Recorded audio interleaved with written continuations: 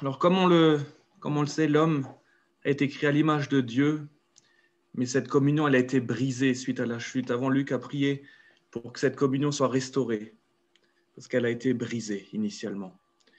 Et comme on le sait, il y a aussi dans l'homme une soif, un vide que Dieu seul peut combler.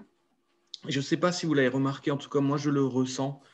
Je trouve qu'en ce moment, il y a un besoin existentiel, voire spirituel, qui est exprimé de manière assez forte. Et il y a chez l'homme charnel, il y a une intuition qu'il y a quelque chose de plus. Et c'est la parole qui nous le dit, la Bible affirme que Dieu a mis dans le cœur de l'homme la pensée de l'éternité. Et le livre des Actes nous dit aussi que Dieu veut que les hommes cherchent le Seigneur. Et Dieu veut que les hommes s'efforcent de le trouver en tâtonnant.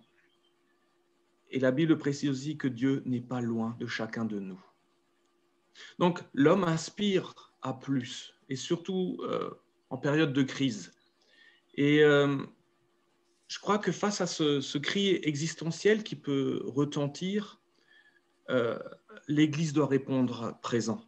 Je voudrais juste vous donner un petit exemple pour illustrer mes propos, pour que ce soit un peu plus concret. Ces derniers temps, mon fils Evan nous demandait de lui mettre une chanson qui n'est pas chrétienne tous les matins pour l'aider à se réveiller. Et donc, on l'a fait. Et donc, voilà, j'ai entendu les paroles à plusieurs reprises. Et j'ai comme discerné dans ce chant, qui est vraiment un chant à succès, qui date de 2021, une sorte de cri, une aspiration vraiment vers plus. Et je voudrais juste vous lire en guise d'introduction quelques paroles et peut-être dire aussi ce que l'Église peut apporter comme réponse face à ces questions, face à ces aspirations. Alors, cette chanson s'appelle « Au plus près des étoiles ». Et avant aussi, on a chanté, on a parlé du créateur des étoiles. Donc, nous, on pourrait dire en tant qu'Église, non, pas au plus près des étoiles, mais au plus près du créateur des étoiles. Il dit, alors, un peu plus près des étoiles, là où les rêves n'ont pas de frontières, pour oublier l'apesanteur sur Terre. Et c'est vrai qu'on est dans un monde déchu avec une certaine lourdeur qui lui est propre, avec des gens qui sont fatigués et chargés, surtout actuellement. Et un peu plus près des étoiles, nous, on a une seule étoile. On a l'étoile brillante du matin, on a la postérité de David, on a Jésus-Christ qui est notre étoile.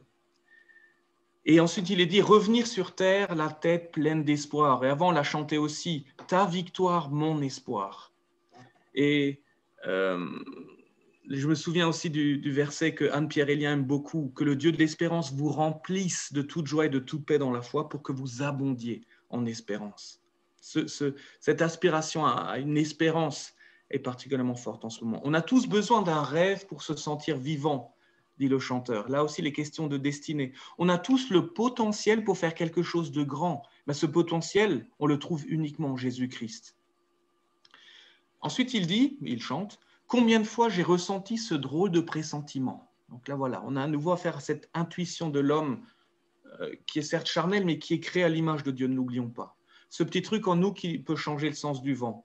Ces étoiles qui me guident vers une meilleure destinée. Nous, on peut dire cette étoile, Jésus-Christ, qui me guide vers une meilleure destinée, une destinée que Dieu a préparée d'avance pour nous. À quoi sert la vie sans amour? Voilà. C'est-à-dire, en gros, à quoi sert la vie sans Dieu, vu que Dieu est amour? Et ni rêve à exaucer. Et là, il dit, donc, laisse-moi dans mon vaisseau, car je suis prêt à décoller. Pour moi, c'est la moisson qui va être prête. C'est cette soif de l'homme pour plus qui est exprimée ici. Et il dit aussi, à l'heure où le pessimisme enchaîne les victoires, rêvez plus fort pour tout changer. Et là, on peut dire, en tant qu'Église, on peut parler de la foi, de l'amour et de l'espérance qui demeurent. Donc, l'homme cherche une espérance, l'homme cherche l'amour, et l'homme cherche aussi une forme de plénitude qu'il ne trouve pas. Donc, il est dans une insatisfaction. Mais la question à se poser aussi est, mais que cherche Dieu? L'homme cherche, mais que cherche Dieu? Et là, on a une réponse dans la parole, dans Jean 4, 23, 24. où il est dit « Mais l'heure vient, elle est déjà venue, où les vrais adorateurs adoreront le Père en esprit, en vérité, car ce sont là les adorateurs que le Père demande, que le Père recherche. Dieu est esprit et il faut que ceux qui l'adorent en esprit, en vérité. » Donc Dieu cherche des adorateurs en esprit, en vérité. Donc des adorateurs qui ne sont pas dans la chair et qui ne sont pas dans le mensonge. Et je crois que c'est en rentrant dans cet appel d'adorateur, que cette soif humaine que j'exprime auparavant, elle sera comblée, elle sera étanchée. Donc ces deux recherches quelque part, cette recherche de l'homme, cette recherche de Dieu, elles se rejoignent, elles se convergent. Et on pourrait dire que le Christ est d'une certaine manière le médiateur, la jonction entre ces deux recherches, parce que c'est lui qui réconcilie, qui relie le ciel avec la terre. Il est en quelque sorte la jonction de ces deux aspirations. Et je crois qu'on pourrait aussi dire que par extension, dans tous les sens du terme, nous en tant que corps de Christ, nous sommes aussi d'une certaine manière cette jonction entre les deux. Donc, devenir des adorateurs en esprit, en vérité. Et tout cela commence par nous. Tout cela commence par nous, l'Église. Dimanche dernier, j'ai été interpellé personnellement par ce que j'ai vécu, par ce que j'ai entendu au culte, parce qu'il était prévu depuis longtemps que j'intervienne aujourd'hui. Et mon message était déjà prêt dimanche dernier. Et dimanche dernier, Isabelle Lehmann disait que ce qu'elle comptait partager était déjà contenu dans le chant qui avait été choisi, chant dans lequel on entend « Conduis-moi te connaître davantage ». Et Isabelle a précisé qu'il était important de connaître Dieu comme il est vraiment, sans se faire de fausses images à son sujet, sans tomber dans l'idolâtrie. Et tout à la fin, elle a rajouté « Ah oui, je voulais encore partager un passage. » Lequel ? Jean 4, 24. Isabelle, tu me corriges si je me trompe. Jean 4, 24. Dieu est esprit et il faut que ceux qui l'adorent en esprit et en vérité. Donc, j'ai constaté qu'Isabelle et moi, on était sans se concerter dans une pensée qui était un peu commune, c'est-à-dire connaître le Père comme il est réellement, comme s'il s'agissait d'un fondement important pour la saison à venir, comme s'il s'agissait de bien enfoncer les piquets de ce fondement dans nos vies en vue de la suite. Donc là, je me suis dit, tiens, est-ce qu'il n'y a pas un message qui est d'actualité pour nous en tant qu'Église ? Et Luc avait aussi dit dimanche dernier, si je ne me trompe pas, qu'on ne pouvait rien bâtir sans appartenance au Père. Mais donc, il est vital de connaître le Père comme il est vraiment, pour ne pas bâtir de travers ou sur un fondement qui ne serait pas un fondement basé sur la vérité. Alors, être un adorateur en esprit et en vérité. On a tout d'abord cet aspect, être un adorateur en esprit. Alors, je voudrais juste vous donner quelques éléments, moi je ne prétends pas à l'exhaustivité, quelques éléments de réponse pour savoir ce que ça pourrait signifier. Moi, je pense que pour moi, il y a déjà une notion quelque part d'absolu avec le terme tout. Pour moi, c'est adorer en tout temps. C'est indépendamment des circonstances, de l'état de l'âme. Il y a cette notion-là de permanence qui est exprimée à plusieurs reprises dans la Bible. Luc 21, 36, veillez donc, priez en tout temps. Éphésiens 6, 18, faites en tout temps par l'Esprit toutes sortes de prières. Et quelque part, il y a une cohérence. La parole nous exhorte à aimer Dieu de toute notre pensée. Donc, quelque part, c'est tout le temps, tout le temps. Et on trouve aussi dans le ciel cette belle scène avec ces 4 êtres vivants qui ne cessent de dire jour et nuit, Saint, Saint, Saint est le Seigneur, Tout-Puissant. Éphésiens 5, 19, célébrons le Seigneur de tout notre cœur. Célébrez les louanges du Seigneur. Donc, il est important, dans cette dimension d'adoration, évidemment, de l'adorer par notre bouche, par nos paroles, par nos chants. Mais je pense que ça peut aussi aller au-delà. C'est ce que je voudrais juste vous expliquer en quelques mots. Et quelque part, adorer, c'est rendre un culte à Dieu. Et la Bible nous dit, voilà, nous rendons à Dieu notre culte par l'Esprit. Par l'Esprit. Et dans Apocalypse, là, on peut se demander, mais qu'est-ce qu'on fera au ciel ? Et l'Apocalypse nous donne aussi quelques pistes. Et il est dit déjà que nous verrons la face de Dieu. Et il est dit que nous lui rendrons un culte. Et là, le terme employé, le terme grec employé, c'est latrio qui veut dire rendre un culte, faire un service religieux, adorer Dieu dans l'observance de rites institués, mais aussi servir administrer. Donc, il y a cette double facette aussi de ce terme. Donc, adorer, c'est aussi servir. Et donc, quand je pense à Patrick Beck, quand je pense à Denis, Heinz, qui sont parmi nous, à ce qu'ils font, est-ce que ce n'est pas de l'adoration? Ces personnes qui font bénévolement des travaux, qui ne comptent pas les heures, à l'école, à l'église, est-ce que ce n'est pas une expression d'une adoration? Moi, je pense que oui. Donc, pour moi, l'adoration, elle est non seulement perpétuelle, mais quelque part multiforme. Elle concerne notre bouche, mais notre corps. Il y a une notion d'absolu dans tous les sens du terme. Adorer, pour moi, c'est aussi remercier constamment. Il est dit dans Éphésiens 5, au verset 20, « À tout moment et pour toute chose ». Vous voyez cette notion de permanence. À tout moment et pour toute chose, vous remercierez Dieu le Père, au nom de notre Seigneur Jésus. Colossiens aussi 1, 12, « Vous exprimez votre reconnaissance au Père », et ainsi de suite. Donc, la dimension de la reconnaissance, elle est fondamentale dans l'adoration. Donc, ça commence par la connaissance.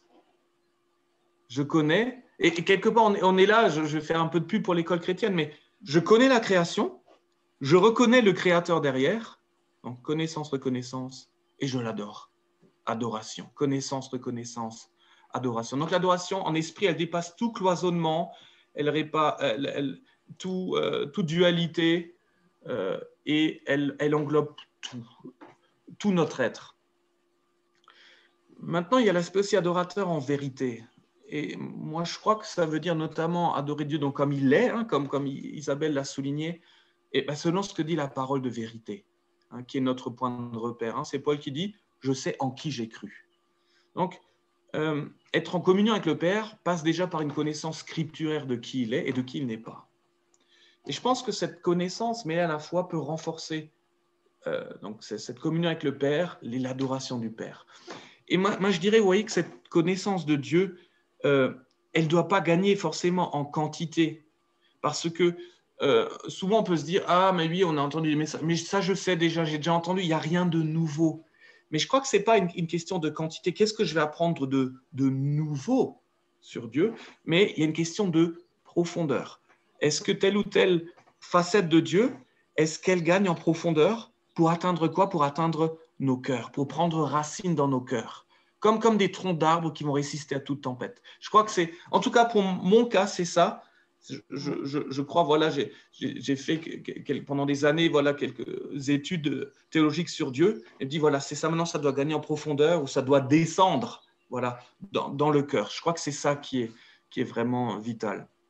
Et je crois aussi que des piqûres de rappel, quelque part, concernant la personne de Dieu, sont nécessaires pour alimenter cet autel d'adoration dont David Lee a parlé avant aussi dans nos cœurs, parce que en tant qu'être humain aussi, on est limité, on peut avoir une vision limitée, un peu étriquée, un peu étroite des choses. Et ça m'avait frappé ce que Manuel avait dit aussi il y a 15 jours, je crois. Il dit, tiens, quelque part, attention avec le confinement, notre vision du Seigneur, notre vision des choses ne doit pas être confinée, limitée, restreinte.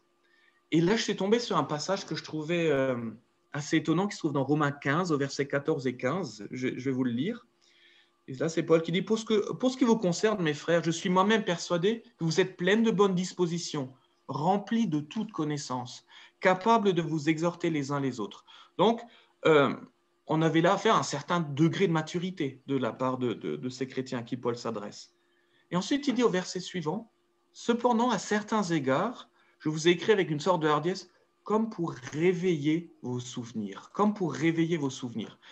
Et là, un théologien fait le commentaire suivant par rapport à ce passage. En dépit de leur force spirituelle, ces chrétiens avaient besoin qu'on leur rappelle les vérités qu'ils connaissaient déjà, mais qu'ils risquaient de négliger ou même d'oublier. Et j'ai remarqué qu'un certain nombre de citations bibliques que je vais vous proposer là se trouvent au début des livres, au début des épîtres. Et je trouve que cela peut souligner déjà leur importance, mais aussi l'importance de la notion de rappel, la pédagogie du rappel, la pédagogie de la répétition. Vous connaissez tous le psaume 103 où il est dit « N'oublie aucun de ses bienfaits. » N'oublie aucun de ses bienfaits. Donc ça veut dire quelque part que ça peut arriver si on a cette mise en garde, cette exhortation. N'oublie aucun de ses bienfaits. C'est-à-dire qu'on peut peut-être aussi se concentrer sur un seul aspect du Seigneur au détriment des autres. Laissez-moi juste vous parler pendant quelques instants de la notion de parfum. Et quitte à être un peu lourd parce que j'aime beaucoup vous faire part un peu de ce que j'avais vécu dans les années 2000 dans les anciens locaux de l'église Josué. C'était une réunion avec Pierre-Daniel Martin. On était dans un temps d'adoration, moi, jeune converti, qui connaissait justement pas grand-chose au niveau du Seigneur. Temps d'adoration et d'un coup, il y a un parfum venant du ciel qui a été déversé, qui est parvenu à mes narines. On était, je pense, 10, 15 à le ressentir. Pierre-Daniel était là, Pierre-Daniel Martin, lui aussi, voilà, il le ressentait. Et c'était une odeur d'encens, une odeur d'encens. Et voilà, c'est Ruth Eflin, femme de Dieu décédée, qui a écrit Dieu envoie par exemple une odeur d'encens au milieu d'une réunion. Je l'ai déjà expérimenté. Quand cela s'est produit, je n'aurais pas pu identifier la nature du parfum si je n'avais pas eu l'occasion d'assister à Jérusalem à des services de l'église orthodoxe où une qualité d'encens très pure est employée, les parfums. Et là, je voudrais juste parler d'un parfum d'adoration qui doit émaner de notre être, de manière verticale vers le Seigneur, qui doit émaner de notre vie, mais au quotidien. Et à mon avis, et je crois que ça c'est vraiment vital pour la saison qui va venir, ce parfum vertical d'adoration vers le Seigneur, il va automatiquement engendrer un parfum horizontal, un parfum de bonne odeur pour les personnes autour de nous. Mais justement des personnes qui sont assoiffées, qui ont soif d'une bonne odeur, d'une odeur de vie, et qui vont la ressentir à travers nous, le corps de Christ. Et là, il y a un passage magnifique qu'on trouve dans 2 Corinthiens 2, à partir du verset 14. Grâce soit rendue à Dieu qui nous fait toujours triompher en Christ, écoutez bien, et qui répand par nous en tout lieu l'odeur de sa connaissance. Je répète, qui répand par nous en tout lieu l'odeur de sa connaissance. Nous sommes en effet pour Dieu la bonne odeur de Christ parmi ceux qui sont sauvés. Nous sommes une odeur de vie donnant la vie. Et je pense que plus ce flacon que l'on peut représenter se débarrasse de ces impuretés, ça peut être des mensonges, comme Isabelle l'a dit au sujet de Dieu, de notre identité, plus l'Esprit de Dieu pourra pleinement habiter, régner dans ce vase que nous représentons. Et plus le parfum d'adoration gagnera en pureté pour notre entourage, on va dire, pour notre environnement. Donc, que l'on puisse vraiment faire de l'Éternel nos délices ce matin, et en redécouvrant certaines de ces facettes, de ces vertus qui sont innombrables. On aura besoin de l'éternité pour le connaître, je crois qu'Isabelle l'avait aussi rappelé, parce que la vie éternelle, c'est te connaître, c'est connaître le Seigneur, et bien sûr connaître aussi dans toute la plénitude du terme, pas seulement une connaissance intellectuelle, on est bien d'accord. À propos de cette notion d'adoration aussi, je suis tombé sur un passage qui me touche fortement, où il est dit dans 1 Corinthiens 8,6 que nous vivons pour le Père. Il n'y a qu'un seul Dieu, le Père, de qui viennent toutes choses et pour qui nous sommes. Nous sommes pour lui, nous vivons pour lui, pas pour nous. Ensuite, un autre passage qui va dans ce sens-là, que Luc affectionne beaucoup, c'est de lui, par lui, et pour lui que sont toutes choses. Donc nous. Donc on a toujours pour, toutes, pour lui, toutes choses. Donc on a vraiment cette notion d'absolu qui appelle une adoration, j'ai envie de dire, absolue. Donc par l'esprit, parce qu'une adoration absolue, on ne peut pas l'atteindre par la chair. Un autre pour, à celui qui nous aime, qui a fait de nous un royaume des sacrificateurs pour Dieu, son Père. À lui la gloire et la puissance. 1 Pierre nous dit, vous êtes une race élue, un sacerdoce royal, un peuple acquis. Mais ce qui est intéressant, c'est que Pierre, il nous dit pourquoi, dans quel but, quelque part. Et là, il est dit, c'est 1 Pierre 2,7, afin que vous annonciez les vertus de celui qui vous a appelé, des ténèbres. Afin que vous annonciez les vertus. Donc, quelque part, il faut déjà non seulement les connaître, on va dire intellectuellement, mais ça ne suffit pas. Il faut quelque part les connaître dans son cœur, les vivre quelque part. Il faut que ce parfum émane de nous, ce parfum de bonne odeur, de la connaissance de Dieu. Donc, nous sommes un sacerdoce royal, mais dans quel but? Pour proclamer ses vertus, ses louanges. Vous voyez, il y a du pluriel. Donc, il y a plusieurs raisons de l'adorer, il y a plusieurs facettes. Et je voudrais juste en présenter quelques-unes ce matin, quelques-unes. Il y a bien sûr les noms hébraïques de Dieu que je ne vais pas aborder ce matin. Il y a aussi le Dieu qui est Père d'Israël, qui nécessiterait toute une étude. Je ne vais pas rentrer là-dedans. Il y a aussi le Seigneur Jésus qui est l'empreinte, qui est le reflet de la gloire du Père, qui est l'empreinte de sa personne. Lui qui a dit, Philippe, celui qui m'a vu a vu le Père. Donc quelque part, quand on étudie la vie du Fils, quand on étudie la vie du Fils, on y découvre les vertus du Père. Vertu qui veut dire en grec, je crois que c'est le terme aretas, excellence morale particulière. Quelles sont les excellences morales particulières qu'on est appelé à annoncer au monde? Quels sont les bienfaits de Dieu? Donc voilà, quelques éléments. Le bienfait par excellence, c'est bien sûr la croix. Il est dit dans Galates 1, vous voyez, on est toujours au début des épîtres, Galates 1, versets 3, 4, 5. Que la grâce et la paix vous soient données de la part de Dieu le Père et de notre Seigneur Jésus-Christ, qui s'est donné lui-même pour nos péchés, afin de nous arracher du présent siècle mauvais, selon la volonté de notre Dieu et Père, selon sa volonté. Et je crois que c'est toujours important de réaliser ce prix-là du rachat. Nos élèves de 4e sont allés à Paris il y a quelques jours et certains ont eu le privilège d'aller, en tout cas de pouvoir apercevoir l'Opéra de Paris, l'Opéra Garnier. Et cet opéra, il a une histoire un peu particulière parce que lors de son inauguration en 1875, alors on avait invité le président, ainsi de suite, mais ils avaient oublié d'inviter l'architecte lui-même, Charles Garnier, qui a dû payer son billet pour assister à l'inauguration de son chef-d'œuvre quelque part. Et ça, c'est un pasteur qui raconte cette anecdote. Il dit, mais est-ce qu'on réalise que le Seigneur, non seulement nous a donné toutes choses, mais ensuite il y a eu un prix, c'est-à-dire son Fils, et nous avons été rachetés à grand prix, nous dit la parole. Il y a aussi cet amour extravagant du Père. Rien ne peut nous séparer, ni la vie ni la mort ne peuvent nous séparer de l'amour de Dieu manifesté en Jésus-Christ. Regardez l'épître de Jude qui est courte. Tout de suite au premier verset, Jude 1:1, nous sommes aimés en Dieu le Père. Ça, l'amour de Dieu, ce sont des bases, mais qui doivent gagner en profondeur dans nos cœurs. Regardez 1 Pierre 1, versets 3 et 5. Béni soit Dieu, le Père de notre Seigneur Jésus-Christ, qui, selon sa grande miséricorde, nous a régénérés pour une espérance vivante. C'est le don de la nouvelle naissance, ce cadeau pour l'éternité qu'on peut déjà savourer maintenant. Parce que quelque part, on avait besoin de deux choses. On avait besoin d'être délivré de la condamnation prononcée par la loi, mais on avait besoin de plus, on avait aussi besoin d'être revêtu d'une puissance bien supérieure au péché, l'esprit. Et Dieu a pourvu à tout cela. Il a pourvu à tout cela et nous a prédestinés à être ses enfants d'adoption selon le bon plaisir de sa volonté. Luc a parlé du plaisir de Dieu avant. Voilà. C'est selon le bon plaisir de sa volonté. Il nous a adoptés. Et d'autre part aussi, dans 1 Pierre 1:4, on retrouve cette idée dans Colossiens 1:12, toujours au début, comme je l'ai dit, comme je n'arrête pas de le dire. Il nous réserve un héritage. Il nous réserve un héritage. Ensuite, il est dit aussi dans Éphésiens 1, il nous comble de toute bénédiction spirituelle,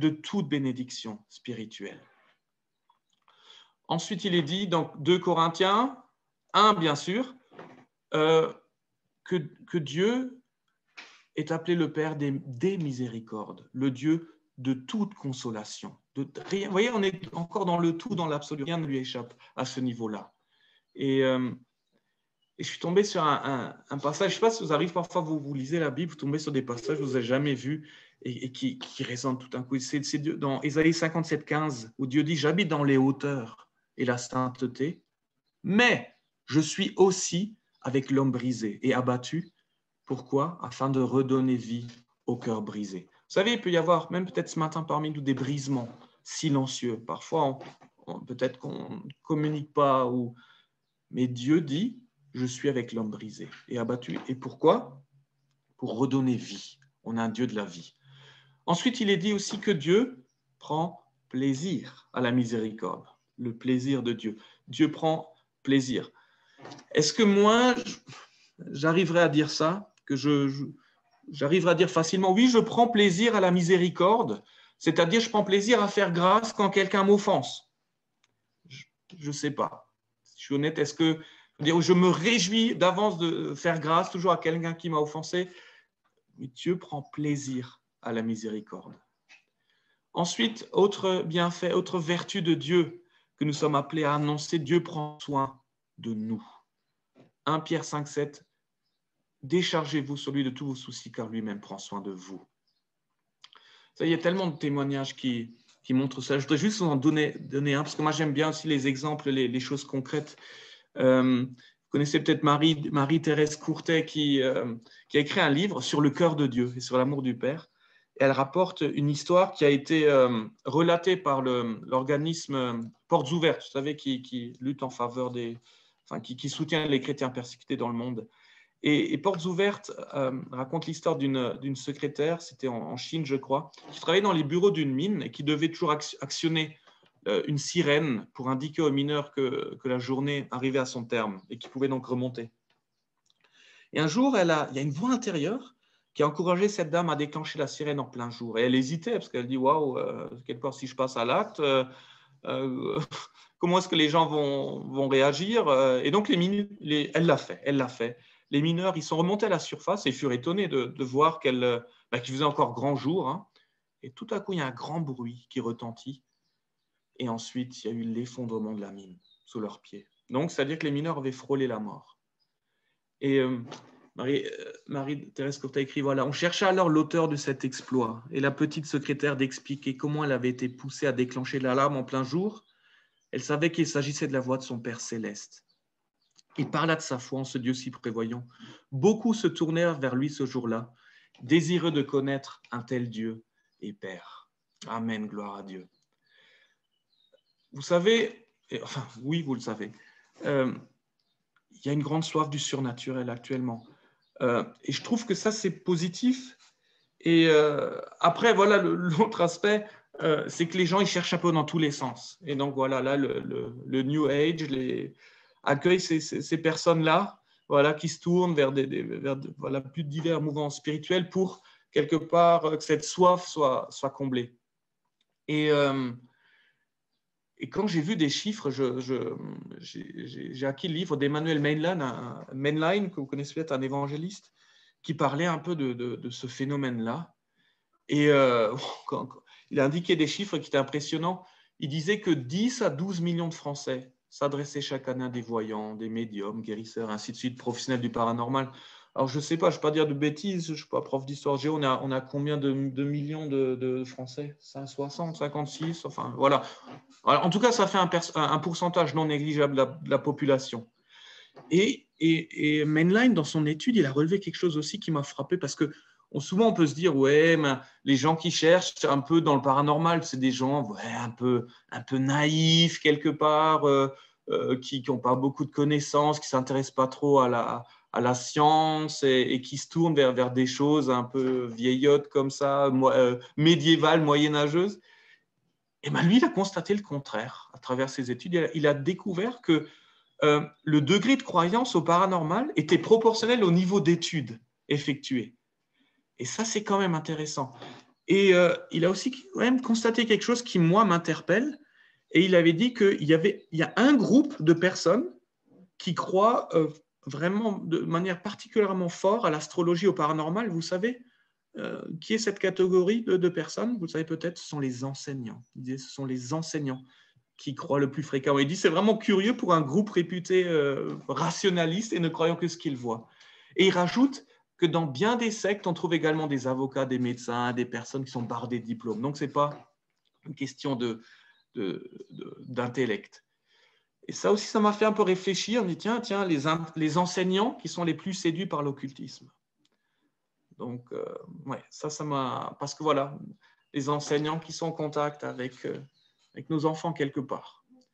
Il y a quelques jours, les élèves ont passé le brevet en français. C'est juste un exemple. Et là, ils ont eu un texte dans lequel il était question d'un chasseur comparé à un assassin dont la bouche est comparée à celle d'un vampire, des questions de chambre à revenant, dans laquelle on s'attend à voir surgir des fantômes. Il y avait un chat qui portait le nom du diable. Sujet de rédaction, décrivez la promenade d'un baron à la tombée de la nuit dans le sinistre jardin du château. Donc, quelque part, on pousse les élèves à décrire quelque chose de sinistre. Et quelque part, voilà, je ne veux pas aller trop loin dans mes conclusions, mais ils se disent, ben oui, les jeunes, ils aiment Harry Potter, tout ça, ils sont motivés, donc voilà, ça va leur faire plaisir d'écrire.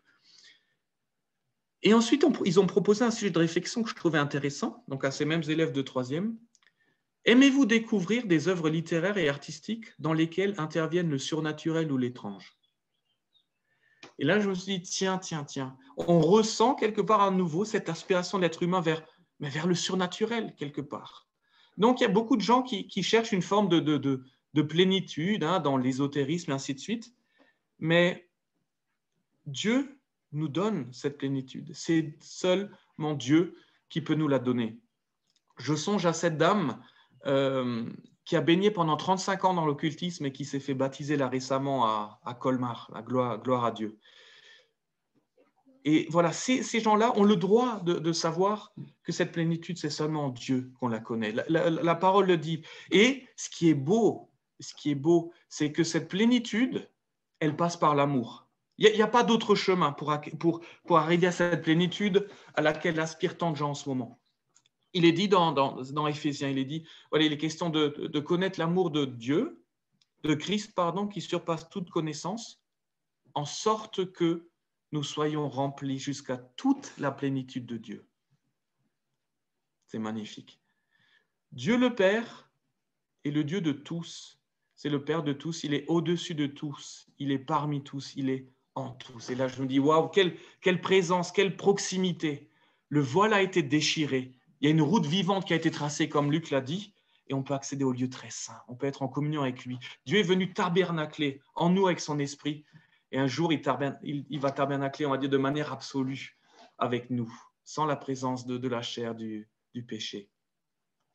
Autre bienfait de Dieu, autre acte, on va dire, de générosité de Dieu, il nous a revêtus. Et déjà, il nous fortifie, il fortifie notre être intérieur, nous dit aussi Éphésiens, et il nous revêt d'une force, il agit en nous avec une force qui peut dépasser notre entendement. Et il peut faire par la puissance qui agit en nous infiniment au-delà de ce que nous pensons ou demandons. Ça, quelle gloire, quel cadeau. Et à propos de cet esprit qu'il nous offre, là, je veux juste faire le lien entre l'esprit qu'il nous donne et la connaissance du Père. Et là, je me dis, c'est peut-être ma prière, en tout cas personnelle pour moi-même actuellement, peut-être aussi pour certains parmi vous. Mais il est dit dans Éphésiens 1, de nouveau, chapitre 1, verset 17, c'est Paul qui dit, voilà, je ne cesse de rendre grâce pour vous, faisant mention de vous dans mes prières. Pourquoi? Afin que le Dieu de notre Seigneur Jésus-Christ, le Père de gloire, vous donne un esprit de sagesse et de révélation dans sa connaissance. On a besoin d'un esprit de sagesse et de révélation dans la connaissance du Père. Et je crois que c'est vraiment quelque chose d'actuel et que c'est quelque chose d'urgent dans lequel je veux en tout cas rentrer et dans lequel, voilà, je pense que beaucoup sont appelés à entrer. Autre vertu aussi, autre bienfait de Dieu, et sont voilà quelques piqûres de rappel, mais ma prière, c'est que ça rentre dans nos cœurs. Il pourvoit tous nos besoins. Il pourvoit tous nos besoins. Et dans Acte 17, il est dit, par exemple, qu'il donne à tous la vie, la respiration et toute chose. Dieu nous donne tout. Voilà, on est nouveau dans cette notion d'absolu. Et à un moment donné aussi, quand Paul est en discussion aussi avec des païens, et il dit aussi, voilà, il leur dit, vous savez, Dieu n'a jamais cessé de rendre témoignage de qui il est. Il vous a fait du bien, il vous a donné la nourriture avec abondance et il a rempli vos cœurs de joie. Donc, on a un Dieu de la vie, un Dieu de la joie qui offre la vie, qui offre la joie à tous. Et je suis tombé sur un autre passage que je trouvais émouvant, que je n'avais jamais remarqué dans Zacharie 8. Et c'est lui qui disait aussi dimanche dernier que Dieu aime la ville. Dieu est un Dieu de la ville. Et là, l'Éternel parle de Jérusalem et il dit lui-même, je retourne à Sion, je veux habiter au milieu de Jérusalem. Et ensuite, il dit, Jérusalem sera appelée ville fidèle. Et à un moment donné, Il dit, voilà, des vieillards et des femmes âgées s'assiéront encore dans les rues de Jérusalem, chacun le bâton à sa main à cause du grand nombre de leurs jours. Moi, je trouve qu'il y a déjà une odeur de vacances, là, on se croirait là dans le sud, on voit des personnes retraitées assises sur des bancs. Ça m'a fait aussi penser à ce sketch avec Luc et Vito, là, qui jouaient des personnes âgées en Corse. Je ne sais pas s'ils avaient peut-être même un bâton. Et ensuite, il parle d'une autre génération. Donc là, il parle des personnes âgées et ensuite, il est dit « Les rues de la ville seront remplies de jeunes garçons et de jeunes filles jouant dans les rues. » Jouant dans les rues. Et vous voyez, c'est un Dieu de la vie qui aime. Et c'est vrai que c'est beau à voir comme ça, des jeunes garçons, des jeunes filles qui crient, qui jouent, qui explosent de joie comme ça dans les rues en été. Et là, on voit vraiment la bonté du Père, comme Luc l'a aussi souligné. Donc, ces quelques facettes du Père, elles ne peuvent pas nous laisser stériles. Et elles font appel à notre adoration, une adoration concrète qui amène une révélation, mais aussi une transformation. Une transformation. Adoration, transformation. Il est dit, nous tous qui le visage découvert, contemplons comme dans un miroir la gloire du Seigneur, nous sommes transformés en la même image de gloire en gloire. Ça a peut-être même été dit dimanche dernier. Et là, un théologien commente ce passage et il dit, tandis qu'ils contemplent la gloire de Dieu, les chrétiens sont continuellement transformés à l'image de Christ, ressemblés à leur Seigneur et leur but ultime, et lorsqu'ils portent leur attention sur lui, l'Esprit les transforme davantage à son image. Donc moi, j'ai envie de dire, voilà, en tout cas, c'est mon programme personnel pour cet été, adoration, transformation, mais ça va plus loin, imitation. Adoration, transformation, imitation. Et la Bible nous appelle à devenir les imitateurs de Dieu. Soyez les imitateurs de Dieu, nous dit l'Épître aux Éphésiens. Et là, on voit un certain nombre de passages qui nous exhortent à imiter Dieu, à faire comme notre Père. Voilà, ce sont des fils et des filles qui sont appelés à agir comme leur Père. Par exemple, je vais un peu accélérer. Voilà, là, soyez parfaits comme votre Père céleste est parfait. Et bien sûr qu'on peut seulement atteindre cette perfection par l'Esprit. Puisque celui que vous appelez ça, vous aussi, soyez ça. On retrouve ça toujours. Vous aussi, vous aussi.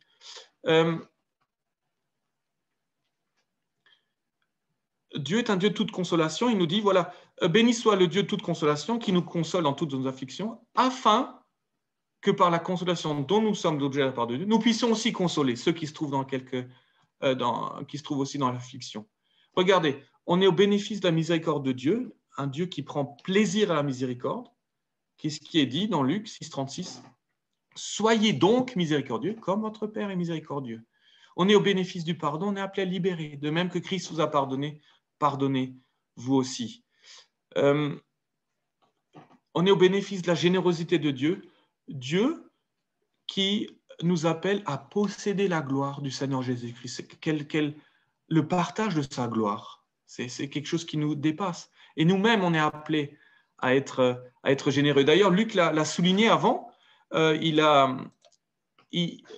fait allusion à un passage qui exprime une double facette de notre adoration, quelque part d'un sacrifice qui est agréable à Dieu. Il a dit dans Hébreux 13, Luc l'a rappelé, offrons sans cesse à Dieu un sacrifice de louange. Voilà, ça c'est une adoration, on va dire, verbale. Et ensuite, n'oubliez pas la bienfaisance et la libéralité, car c'est à de tels sacrifices au pluriel que Dieu prend plaisir. Donc, adoration et amour du prochain, quelque chose de concret. Dieu prend soin de nous, et nous-mêmes, on est appelés à prendre soin des autres. Dieu est appelé le Père des orphelins. Il nous appelle, c'est Jacques qui le dit, il nous appelle aussi à visiter les orphelins. Et là aussi, moi, je ne me limiterai pas aux orphelins au sens physique du terme, au sens humain du terme, mais combien il y a d'orphelins spirituels aussi? Combien il y a d'orphelins spirituels? Et je crois qu'il est important que nous, on soit vraiment enracinés dans une connaissance, on va dire, du cœur du Père, pour être pleinement des fils, qu'on soit débarrassé pleinement d'une mentalité d'orphelin. Je crois que c'est Manuela qui avait dit ça un jour, ça m'avait marqué, c'est l'orphelin a peur de manquer. Il a peur de manquer. Et donc, quelque part, voilà, avant aussi, ça a été débarrassons-nous de toute peur, afin qu'on soit pleinement des fils et des filles pour être un bon parfum qui vont attirer les orphelins. Un verset résume ce que je viens de dire par rapport à l'imitation. C'est le suivant, qui se trouve dans 1 Jean 4, 11. Bien-aimés, si Dieu nous a ainsi aimés, nous devons aussi nous aimer les uns les autres. L'imitation. Donc, adorons, en conclusion, adorons pour ressembler à celui que nous adorons, pour laisser son esprit prendre toute la place qui lui est due dans nos cœurs. Que le peuple de Dieu en France soit composé d'adorateurs en esprit, en vérité, des adorateurs concrets, des adorateurs entiers, des adorateurs du quotidien qui libèrent un parfum de vie. Je rappelle ce passage, pour moi c'est un passage clé, 2 Corinthiens 2, 14.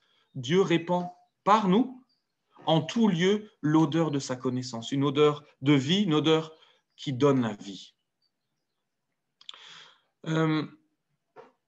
Et pour terminer, dimanche dernier, Shafika a aussi parlé du Notre Père.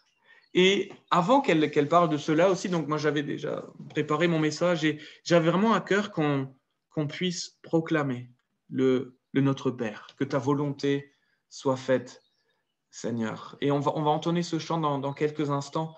Et laissez-moi juste terminer. Là, il va être midi. Laissez-moi juste terminer par un seul verset aussi qui m'a frappé et que je trouve particulièrement important, en tout cas au minimum pour moi, qui se trouve dans Philippiens 9 où il est dit « Ce que je demande dans mes prières, c'est que votre amour augmente. » Mais comment ? De plus en plus en connaissance et en pleine intelligence. Et ce que je trouve beau, c'est le fait voilà, que le fondement, c'est l'amour. C'est l'amour, mais cet amour, il doit augmenter en connaissance, en intelligence. Donc, notre amour peut évoluer, peut marcher de progrès en progrès, en connaissance et en intelligence. Et là, on nous dit aussi pourquoi. Pourquoi cet amour est appelé à augmenter ? Pour le discernement des choses les meilleures, nous dit la parole. Ou pour, quelque part, pour discerner l'essentiel. Et moi, je trouve que actuellement, on peut tellement vite s'égarer, on peut s'enfermer dans des choses, dans des pensées secondaires, on peut avoir tellement vite le nez sur le guidon. Et là, c'est une prière, voilà, que notre amour augmente de plus en plus en connaissance, en pleine intelligence. Mais pour moi, c'est en connaissance de qui ? Mais de Dieu, connaissance de sa volonté pour discerner les choses essentielles, quelque part faire le tri dans nos vies. Et voilà, moi je crois que si on passe par ces étapes-là, adoration, transformation, imitation, après je crois qu'il y aura aussi une étape suivante qui va venir, c'est action. Bien sûr qu'on est déjà appelé à agir maintenant, mais je crois que là, ça c'est un mélange explosif. Adoration, transformation, imitation, action. Et voilà, ça c'est en tout cas un programme que je me propose à moi, que je vous propose, mais voilà, en vue de cette saison qui arrive, saison de moisson. Voilà, l'action en vue de la moisson.